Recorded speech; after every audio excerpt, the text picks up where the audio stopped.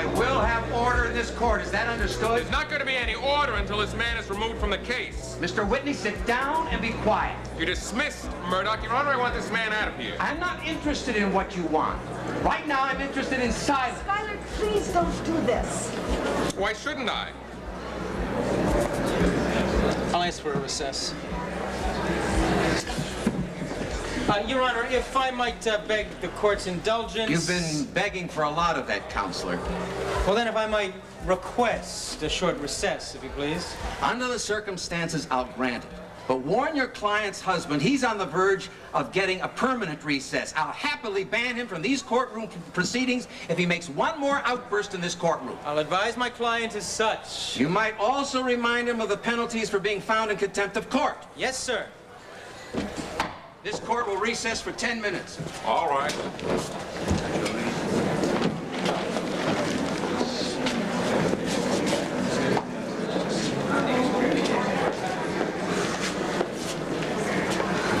Mike, what's the matter? Other than this circus atmosphere, nothing. No, you seem kind of weak. Eric, I'm fine. Eric, what's the commotion? I'm only done.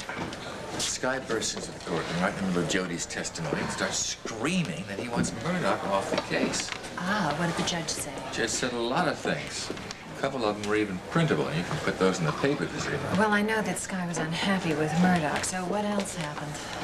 It was only a matter of time, wasn't it? I mean, Murdoch has managed to make everybody dislike him in the courtroom. Yeah. Okay. All right, let's go out and get some... So I think Brian's strategy is going to work. I can see that. I tried to call you all morning to tell you that I want him to stay on the case. I realized that when I came in and I saw him sitting next to you. Look, Raven, it's your life. It's your decision. Then why did you decide to continue with your disturbance? Why do you think? Very good. You finally come to your senses. Look, You've decided to help me set up the judge and jury. Murdoch, get one thing straight. I don't like you or your methods. But my wife made a decision and I'm going to stick by it. I just hope I made the right choice. Yeah, well, I hope so, because right now we're committed. We're committed to having the jury watch Murdoch turn from being an arrogant heel into Mr. Nice Guy, and when they're simply that way, let's just hope it works. It'll work. I think so, too. Come on. We're all three of us in this together. To the bitter end. Thank you. So, now how are you going to explain this temper tantrum? You like that, huh? Well, I've seen you do better, dear. It was a perfect tactic. It was brilliant, in fact. The jury now thinks I'm so abominable that even my client's husband hates me. Yeah. You ever think about going into law, Whitney? Look, I like the law just fine, but there are some lawyers I could do without. Hey, you guys, unity, remember? Yeah, all right, okay. Okay, we ought to get back to work. Yeah, the business is Jodie Travis. Now, what could she possibly know that's going to help Mike Carr prove that I murdered Logan Swift?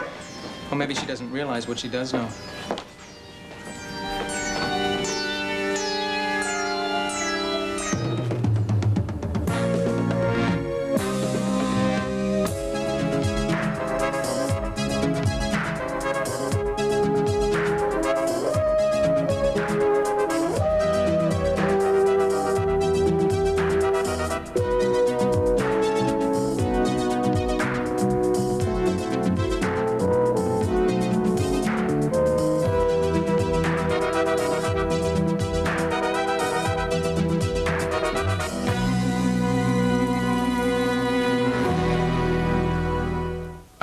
Whitney's job off. I don't know about the job, okay?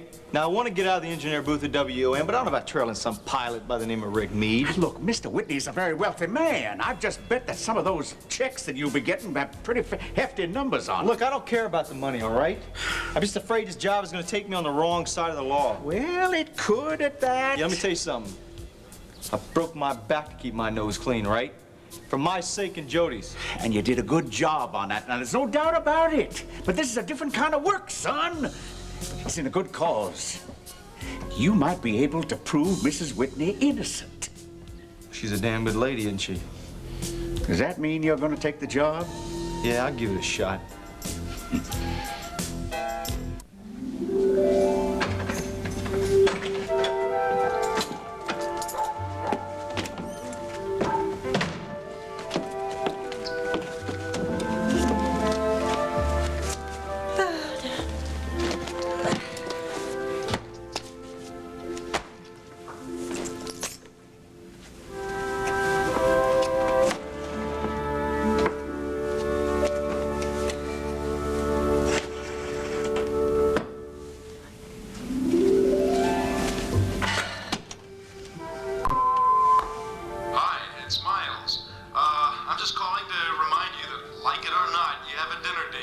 tonight.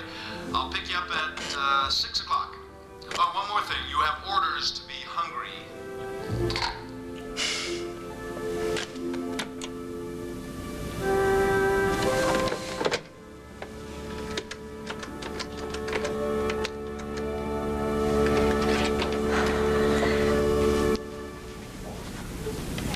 Hello, Juliana. It's Beth. I'm fine. How are you? That's good.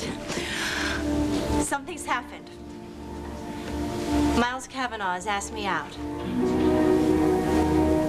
I did, yes. But it's all right because he knows that, that we're just going to be friends. Yes, I think that's a good thing for both of us. Especially now that Liz has wormed her way into our lives. Would it embarrass you if I thanked you again? Yes. Then I won't. But I'm glad you believe in me, if only for Beth's sake. I believe in doing the right thing, and I'm not so sure we have. I think Derek ought to know that somebody deliberately altered the measurements we were working with. If Derek knew, there'd be all sorts of official procedure and red tape, and I'd never get the sculpture done. Means a lot to you, doesn't it? As a scientist, as an artist, too. I guess you could say it's my greatest challenge. Well, then I think we ought to try to find out who's trying to prevent you from finishing it. Fred, can I bother you for a minute? Hi, Dr. Kavanaugh. Hi. What's up? I just wanted to know whether you'd maybe seen some stranger hanging around here, somebody who didn't belong. No, only the usual staff. You're sure? They have guards outside, I know they have guards, but, Look, nobody gets in without authorization. All right, okay. Thanks anyway. No problem. Well, the figures have been changed. So who did it and how did they get in? Well, if unauthorized people can't get in here, then it must have been done by somebody who belongs here.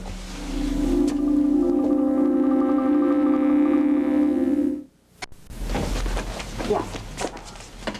Nancy, Yeah.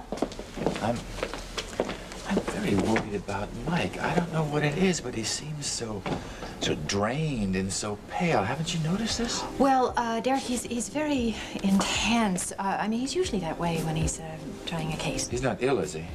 Look, I came to cover this trial. I don't think I should be spending this time talking about Derek. Will you please answer my question?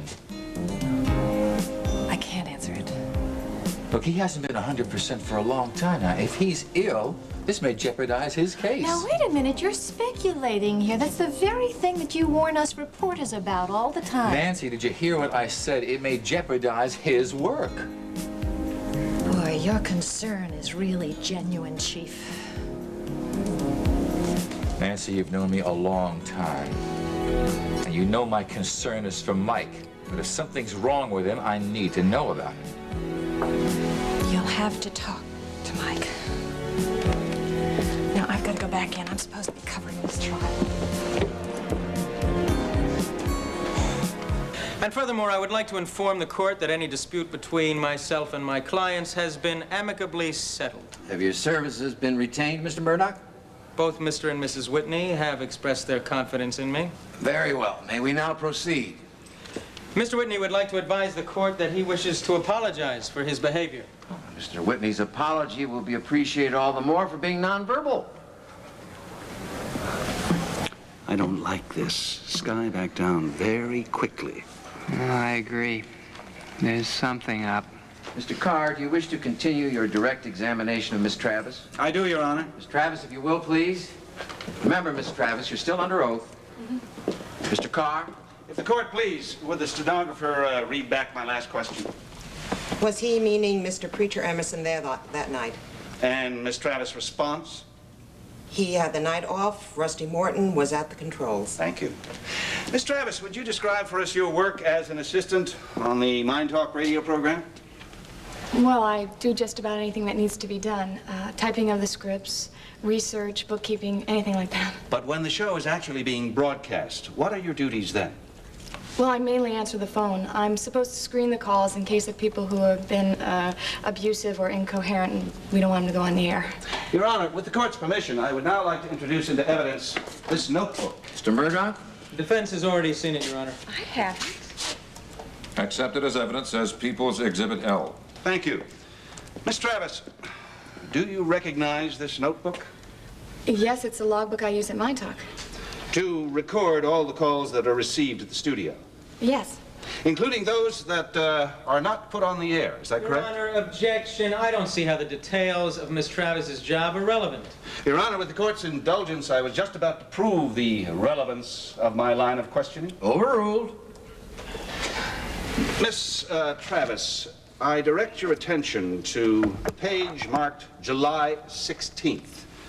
And I'd like to ask you out about a particular phone call that came in at 11:15 p.m. Would you read that entry, please? 11:15 p.m. Anonymous caller, probably intoxicated. Not interested in speaking to Dr. Kavanaugh about broadcast topic. Interrupted. And what does interrupted mean? Well, that the caller probably hung up the phone or set it down or just stopped talking. They sometimes do that. And what would your response be to that? Well, I would try and reconnect the line, but if I couldn't, I would just hang up. You know, we get a lot of calls in and I have to stay on top of things. Now, Miss Travis, let me ask you this. In the course of your work at Mind Talk, would you also tape record incoming phone calls? The engineer does, yes. The Rusty Morton you referred to earlier. On that night. Would Mr. Morton even record calls that were not selected for broadcast? Yes, that was one of Dr. Carell's orders. You see, at one time on the suicide prevention hotline, we actually saved someone's life by recording one of the calls. I see.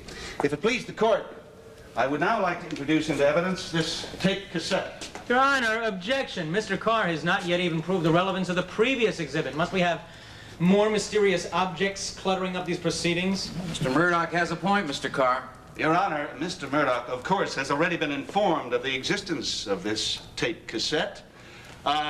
It would only be mysterious to the court if he continues delaying the proceedings. Mr. Carr, I'll direct traffic in this court, thank you.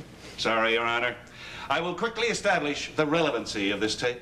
Very well, but quickly. Evidence is labeled as People's Exhibit M. Your Honor, if I may now play this tape recording. Objection. Overruled. You may proceed.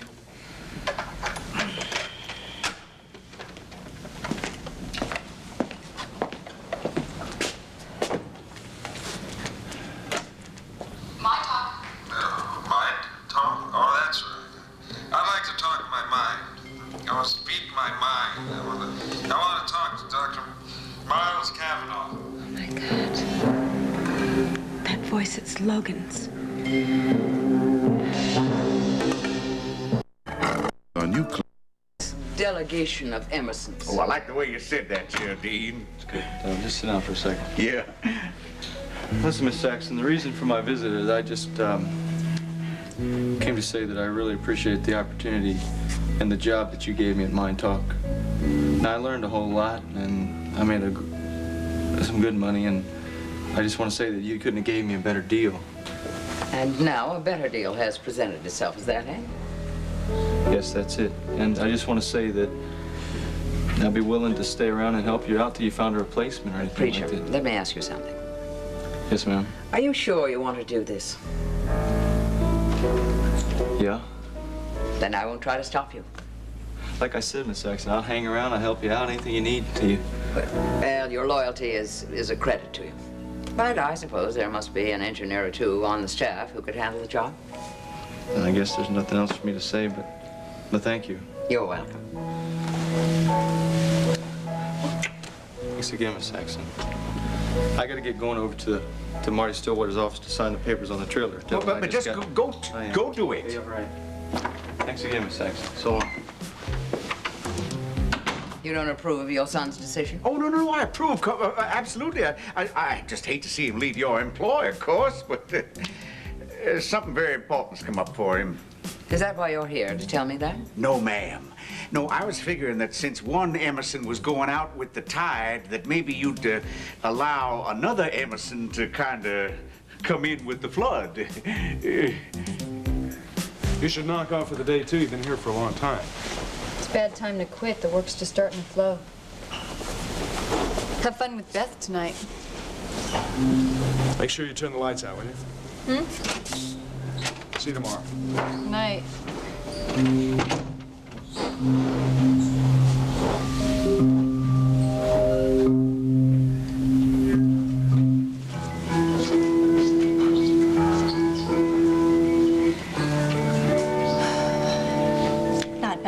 amateur?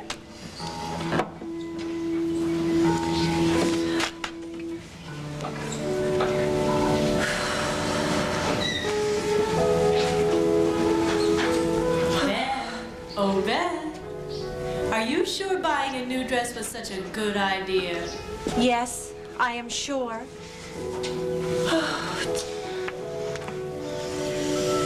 But this dress, Beth? Really? Look, this is the dress I want to wear, so I'm going to wear it. I think. Miles?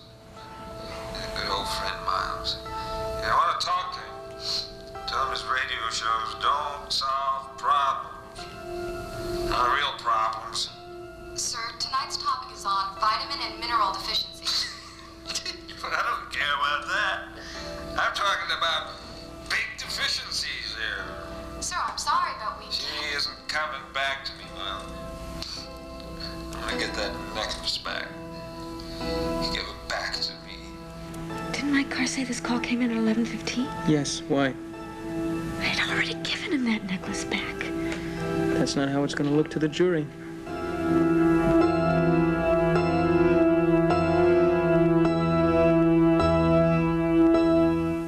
So, you're looking for work, are you? Oh, well, anything from executive VP to executive janitor. That's quite a range. Well, I got quite a range of skills. That's what it is. Now, if I have to sweep the floor, so be it.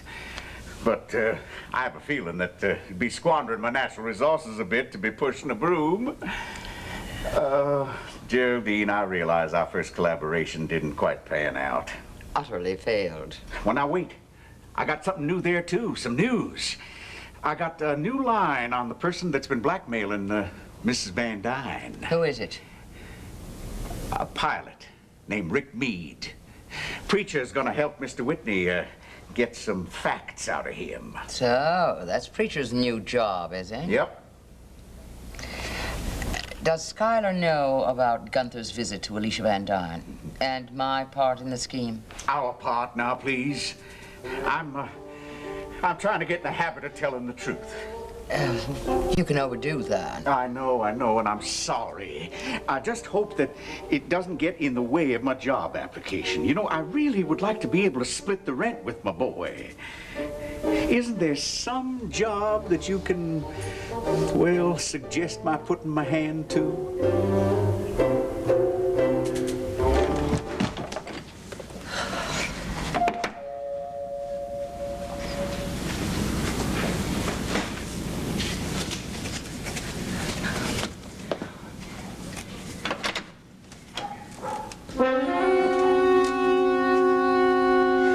Sir, unless you have a particular question, you won't be able to speak to Dr. Kavanaugh. Yeah, okay.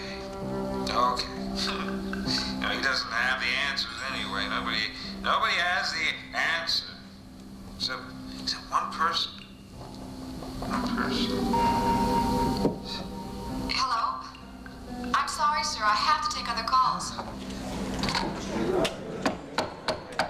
Order, please. I want quiet in this court. Mr. Carr, after we've all settled down, you may continue. Thank you, Your Honor. Miss Travis, we heard you hang up the phone on toward the end of that tape. Would you tell us, please, does the recording equipment at the Mind Talk Studios switch off when you hang up? No, it works the same as a regular answering machine. It keeps recording until the caller hangs up. And that's the only way the equipment will shut itself off? Well, no, the engineer can shut it down too, but we usually leave it running until the caller's finished. I see. Your Honor, I can produce expert witnesses who will testify that the voice heard on that tape is that of the victim, Logan Your Honor, objection. It is not up to Mr. Carr to tell the court what the testimony of his witnesses will be. He had ample opportunity for that in his opening statement. Sustained. Do you wish to continue direct examination, Mr. Carr? With the court's permission. However, before I continue with this witness, I would like to direct the court's attention back to this tape recording. Objection! Your Honor, nobody has testified as to the authenticity of this tape or identified the voice of the speaker we just heard. Now, another playing of this tape would be irrelevant and inflammatory. Once is enough. If the court please. We have not heard the tape. once. What's that, Mr. Carr? There is more on this tape.